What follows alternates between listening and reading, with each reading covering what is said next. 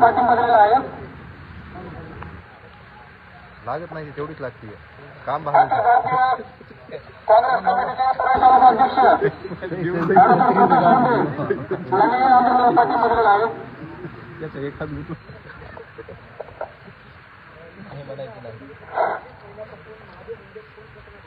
आज या ठिकाणी आपल्या भगिनी ज्ञानेश्वरीताई या ठिकाणी रस्त्यावर करत आहेत. आपण जर बघितलं तर या आंदोलनामध्ये सहभागी झालेले काही वेळातच सरपंच बंडू या ठिकाणी पोहोचणार आहे. याचबरोबर जे कनेरवाडीचे सरपंच आहेत राघव हे या आंदोलनात सहभागी झालेले आहेत. गावकरी आणि महिला या ठिकाणी मोठ्या आपण यातील काही महिलांची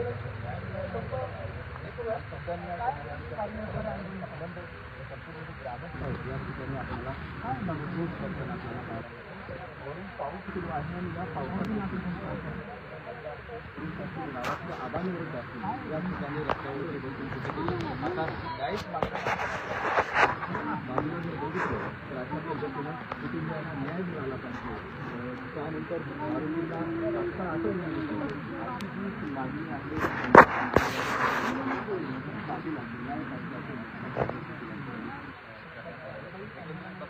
किंवा असताना देखील अशा पद्धतीचं आंदोलन या ठिकाणी करण्यात येते. बाजूला जर बघितलं तर पोलिसांचा बंदोबस्त देखील त्याच पद्धतीने लावण्यात आलेला आहे. कुठल्याही अनुचित प्रकार घडू नये यासाठी बीड पोलीस दल जे आहे सतर्क असताना आपल्याला पाहायला मिळते. पावसांचा जोर वाढतो तरी देखील या ठिकाणी जे ग्रामस्थ आहेत इथं आंदोलन करताना आपल्याला पाहायला मिळतात. जर बघितलं गेलं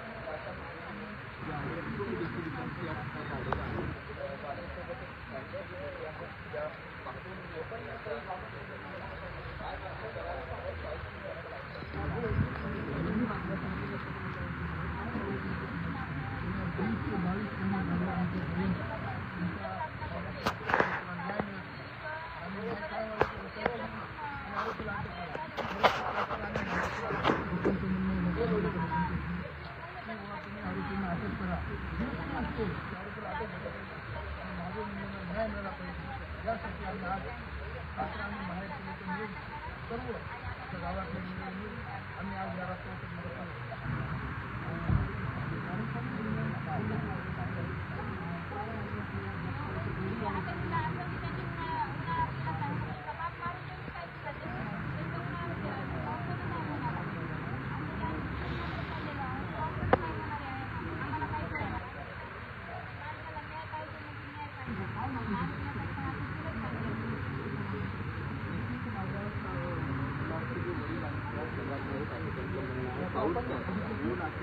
आंदोलन आहे. भर पावसात आंदोलन सुरू आहे. विशेष म्हणजे तळी अंबाजोगाई महामार्ग जो आहे तो महत्त्वाचा महामार्ग या ठिकाणचा मानला जातो आणि त्याच मार्गावर बसून हे आता आंदोलन करण्यात येतं. त्या मार्गाने म्हणून जे पाटील मार्ग त्या भूमीला न्याय मिळाला पाहिजे. माधवनी जी हत्या झाली आहे त्यांची आरोपी अटक झाली पाहिजे. त्यांची स्थापना झाली पाहिजे.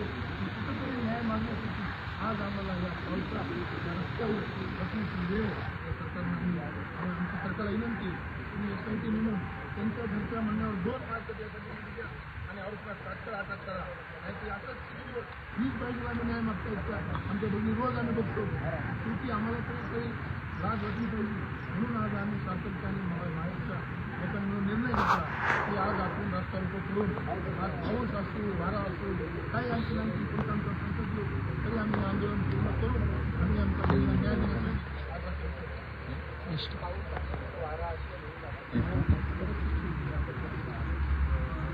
महादेव मुंडे हत्या प्रकरणाला कंपनीची पोलीस म्हणून पूर्ण झाली. मात्र या प्रकरणातील एकही आरोपी अटक नाही.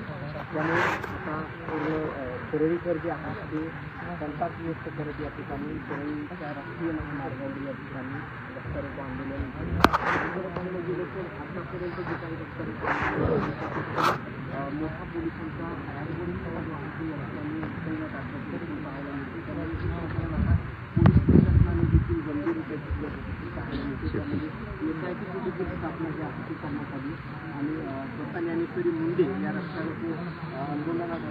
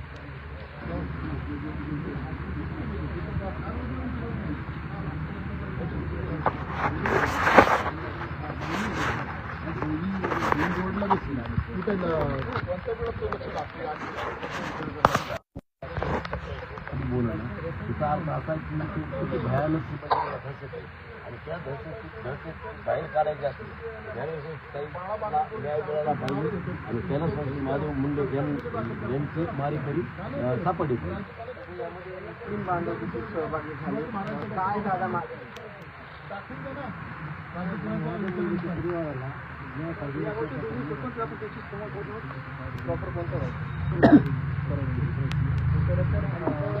सांगाल दोन्ही गावकऱ्यांच्या वतीनं करण्यात येते. दोन्ही गावचे सरपंच आपण काय सांगितलं सासर आणि माहेरच्या वतीने आज हे रस्ता रोको करण्यात येत आहे. आणि रस्ता रोको करण्याचं कारण काय की 20-22 महिने झाले एक महिला आपली बहिणी न्याय मागते.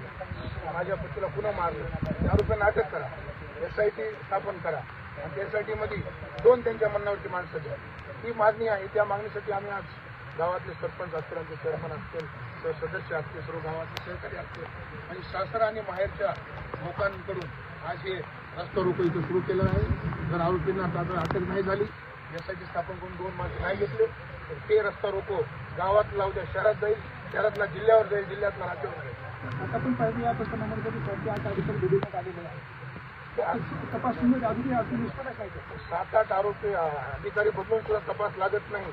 यासाठी तुम्हाला SIT नेमण्याची मागणी आम्ही त्यासाठी केली की तुम्हाला कुणी अधिकारी नेमता त्याची बदली होती, कुणाला प्रमोशन मिळते, कुणाला पोलीस स्टेशन मिळते, ते कुठेतरी थांबलं पाहिजे आणि आरोपी अटक झाले पाहिजे आणि आमच्या बहिणीला न्याय मिळाला पाहिजे. यासाठी आज आम्ही या पावसामध्ये रस्ता रोको आंदोलन करीत आहोत.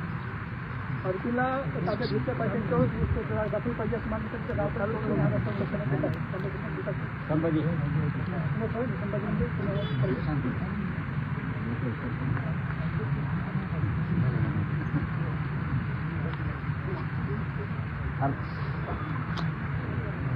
थोडी जागा ठेवायला लागेल.